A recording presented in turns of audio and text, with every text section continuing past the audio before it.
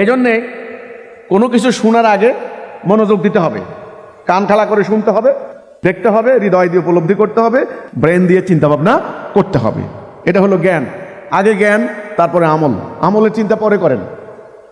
নতুনদের উদ্দেশ্যে আমার প্রথম কথাগুলো হচ্ছে এটা। প্রথমে আমরা জানবো আমাদের মানুষ সৃষ্টির উদ্দেশ্য কি। আল্লাহ তাআলা কোরআনে কিন্তু প্রথমে নামাজ পড়ার কথা বলেননি, কোথাও না। কোথাও প্রথমে বলেন নাই যে নামাজ পড়ো, নো।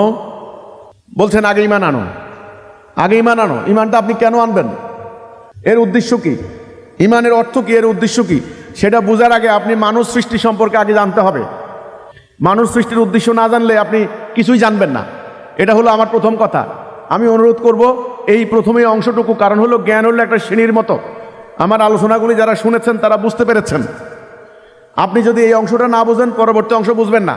পরবর্তী অংশ না বুঝলে এর পরবর্তী অংশ কিন্তু আপনি বুঝবেন না।